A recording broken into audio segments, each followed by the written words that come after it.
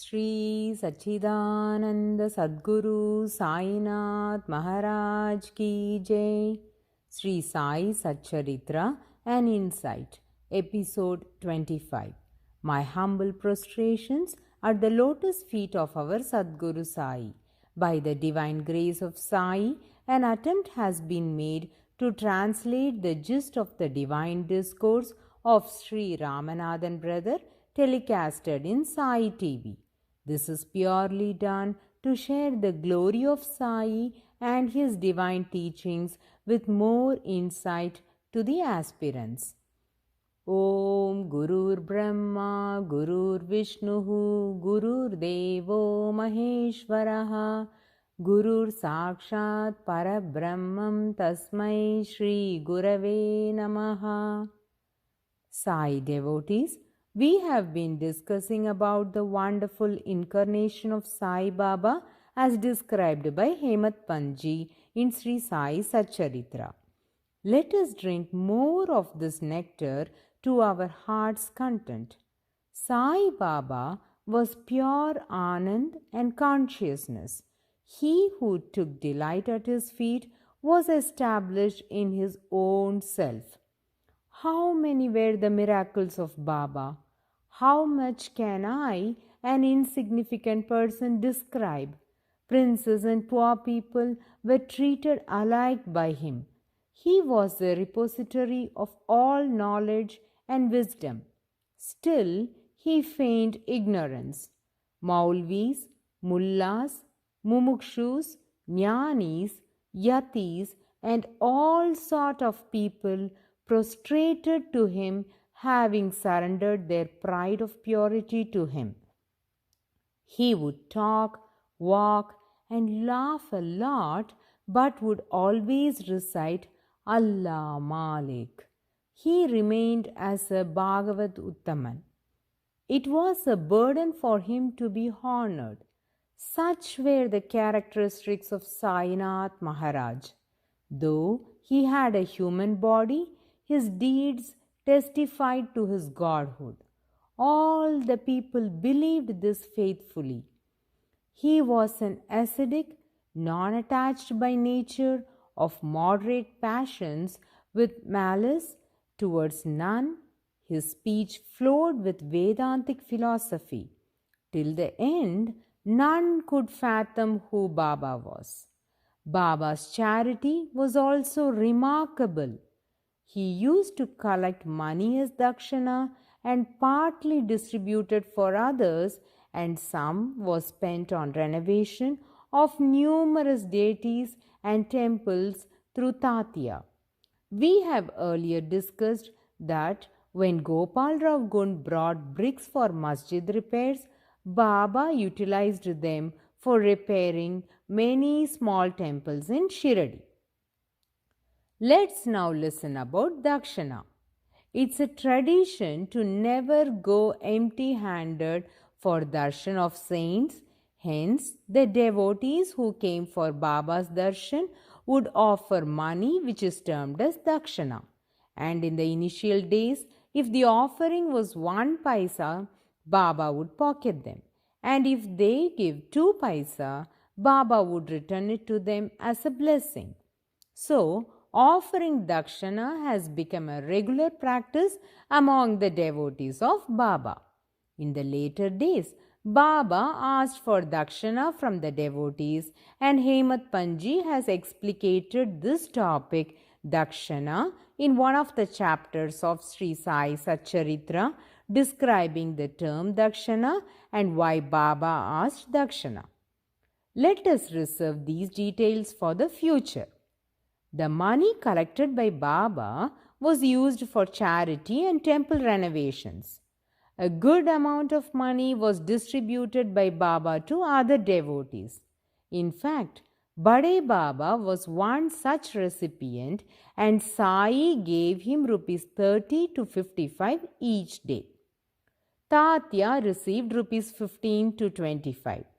Baba would insert his hand in his kafni, and whatever amount he gets, he would give away.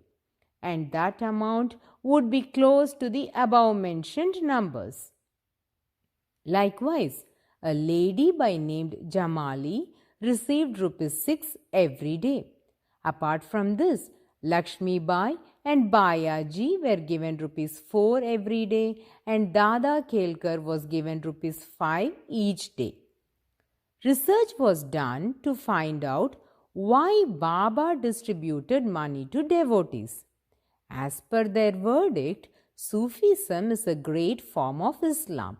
According to their principle, Dakshina is referred as futu, and a Sufi saint must survive upon the futu or Dakshina received from the devotees.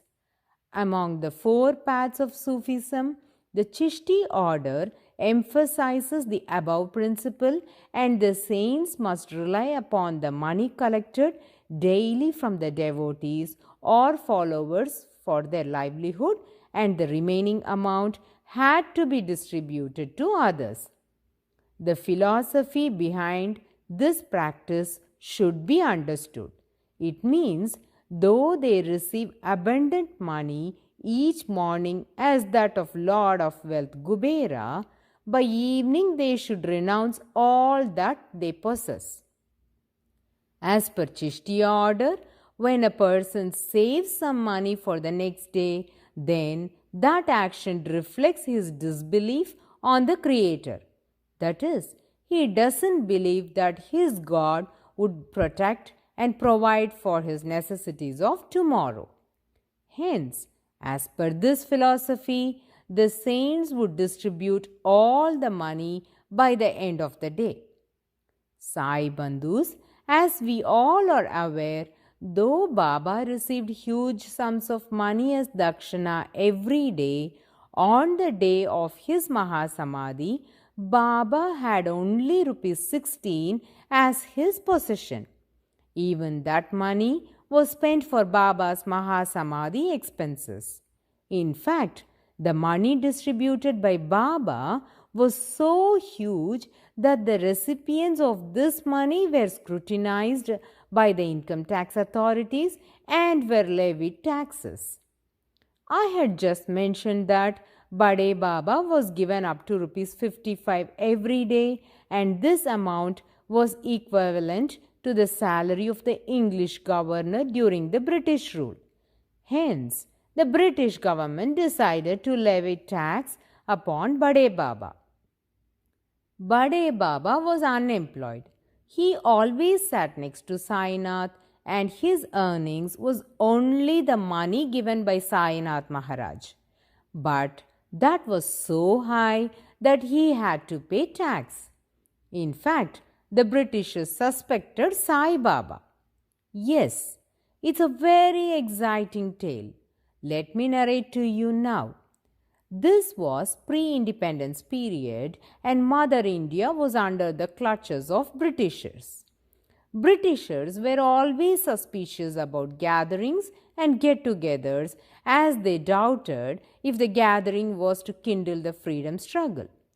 As such, many devotees flocked in big numbers from various parts of the country for Sai Baba's darshan, and British government did appoint secret officers like CIDs to watch the activities of Baba and find out if this fakir was associated with any freedom struggle movements or a revolutionist.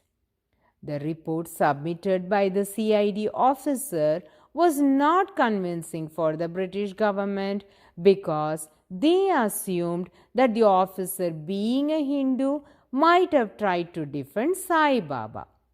Immediately, they transferred the Fauzdar or the officer and replaced him with a Muslim officer. His reports were also not satisfactory. So, they transferred even this officer and appointed a Christian Fauzdar in their place. As per the notion of Britishers, Sai Baba might be a Hindu or a Muslim, hence they were under the impression that the previous 2 officers were trying to favor Sai Baba as they belonged to his religion.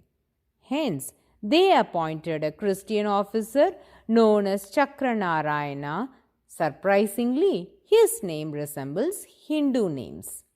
This Chakranarayana was appointed as a special officer for Shiradi on a special mission. He would come to Dwarakamai as any other devotee and would sit there to observe the activities of Baba. He was assigned to record the visitors to Dwarakamai, how much money was given as dakshana to Baba, how does Baba spend that money, and who were all the recipients of Baba's money. These details must be documented and sent to British government by this officer. Hence, Narayana was observing diligently the happenings in the masjid. In the later years, he was interviewed by Pujya Sri Narasimha Swamiji and his comments were recorded by Swamiji in the book Devotees' Experiences. This officer had high regard for Baba. Sai Bandhus, I am reproducing those statements for your reference. I was police fauzdar at Kopargaon. Even though I watched Baba skeptically, the result was to create in me a high esteem for him. First and foremost was the fact that he was not moved by women or wealth. Chakranarayana also prepared a report which was very interesting. Every day he would write down thus: "This morning Mr. X came to see Sai Baba. He gave so much money, and then Mr. Y came and offered some money." Like this he would go on, record the happenings, and then by evening Mr. Z came and Baba gave him so much money. And when Narayana reconciled the accounts at the end of the day, he realized the disbursements were more than the receipts. Chakranarayana was puzzled. Where from came this excess money for Baba to disburse or pay? How to reconcile this statement? And how can this unreconciled statement be sent to the government? Will they accept this statement? Was his problem. With this hesitation, he sent this statement to the British regime thus: "The cash receipts and disbursements of Baba doesn't tally. He pays more than he receives. Hence, I can conclude that he had divine powers."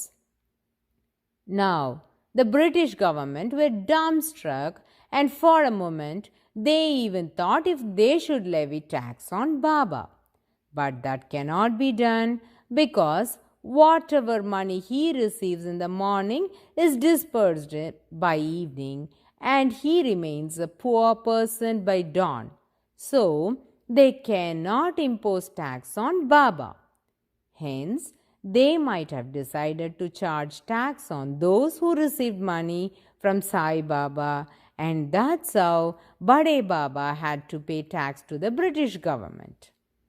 To recall, this practice of accepting dakshana or futu for maintaining their life and disbursing the rest on the same day is a significant and fundamental philosophy adhered by the great Sufi saints such as Khwaja Moinuddin Chishti, Bakhtiyar Kaki, Nijamuddin Awliya, and Baba Farid, who follow the path of Chishtiya. To conclude, we can say that our Sadguru Sai Baba would have also observed to the same principle and led his life in this fashion. When Baba was giving away money to the devotees, his instructions were peculiar. For instance, while giving money to Tatya, Baba would say in a colloquial way, "Don't just finish off all this by eating. Take care of everything." Sai would also profess, "This is righteous money and has to be used virtuously. Hence, don't spend it lavishly, but use it in a good way." All those received this money were aware of this, so they spent the money in a righteous manner and flourished in their life. This is evident from the fact that Tatya and Bayaji, who received a good sum of money from Baba, did spend it in a right way, and even today their descendants are landowners and leading a prosperous life in Shirdi. This is probable only by the grace of Sai Baba. But few of the receivers of Baba's money spent the funds for their personal and selfish needs, and they could not flourish in their life. Bade Baba falls in this category. It is believed that he spent all the money for his personal needs and in the later years faced shortage of funds. After illustrating about Baba's Dakshina, Hemat Panji is providing details upon the miraculous healing powers of Sainath Maharaj. As we all know, when Baba first arrived at Shirdi, it was a hamlet. There were no hospitals or medical aid for the villagers. When the Shirdi residents fell sick, Baba graciously examined the patients and gave medicines. He had a healing touch and became a famous Hakim. As per Unani medicine, this term Hakim refers to a healer or doctor. Hemat Panji states that many people prospered only because of Sai's darshan. Many were cured of diseases and a lot of people achieved their welfare.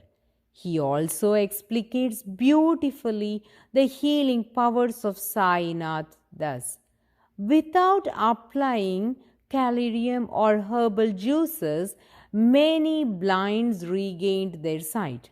Similarly, without applying any ointments or medicines, the lame started walking just by surrendering at his feet.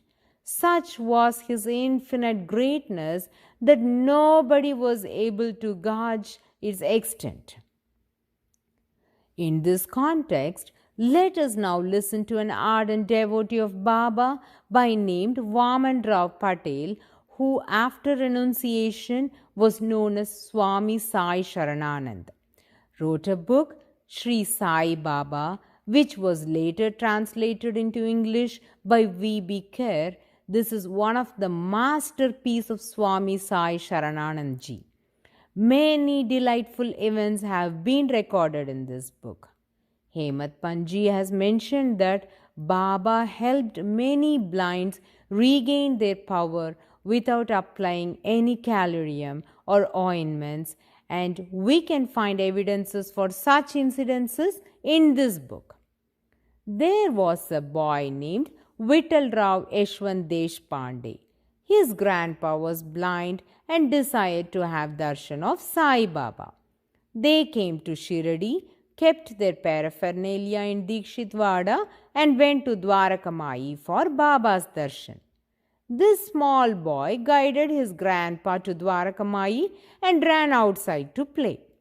Dwarakamai was full of devotees for Baba's darshan. The grandfather was filled with sorrow. Being blind, he cannot see Baba, was wondering how Baba's physical form would be and worried how to approach Baba. Now it was his turn to have Baba's darshan, and in grief prayed to Baba, "Baba, I am unable to see you, Sai." Instantly Baba said, "Why can't you see? Look at me. You can see me." Lo, wonder of wonders, that same moment Grandpa's eyesight was restored and he could see Baba and everything. Blindness left him entirely. Grandpa's happiness reached no bounds. Devotees, just imagine how joyful a person could be if he who has lost his eyesight during his childhood or born blind regained his eyesight. Sainath granted this great blessing to that grandpa, and before his grandson would return to pick him up from Dwarakamai, the grandpa decided to give a pleasant surprise to the child by returning to Dikshitwada on his own. After a while, Vittalrao Yashwant came to Dwarakamai in search of his grandpa and was upset as he was missing. When he returned to Dikshitwada, he was surprised to see his grandpa seated there and inquired the happenings. The grandson was dumbfounded and marveled at the divine healing powers of Sainath Maharaj. This wonderful miracle is recorded by Swami Sai Satcharitra in his book. Now, let me narrate a stupendous Leela in which a lame man was made to walk. In the year 1911, a devotee by name Shankarlal Keshav Bhatt met with an accident. He fell from a tall building, hence the veins in his leg got injured and was unable to walk. He could only make small steps with some support. Once he had a longing to have Baba's darshan. Hence, he came to Shirdi and reached Dwarakamai.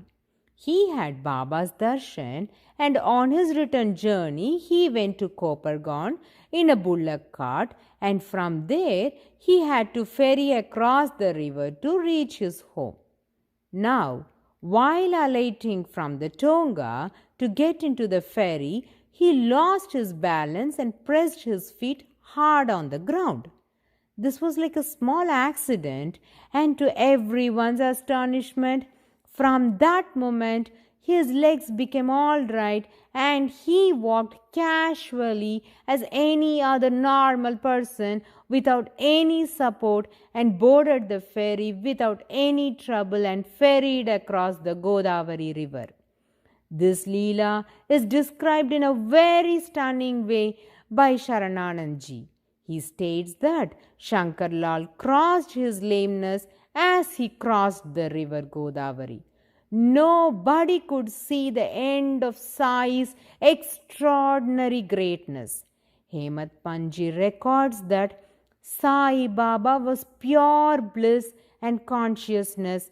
On account of the merits in my past birth, I had the good fortune to sit at his feet and enjoy his blessed company. The joy and delight I derived therefrom was incomparable. Though the above two incidences were not narrated by Hemant Panji in Sri Sai Satcharitra, he has illustrated a Leela which occurred in the earlier days of Sai's sojourn in Shirdi. Let us now listen to it. One devotee's eyeballs were quite red and swollen.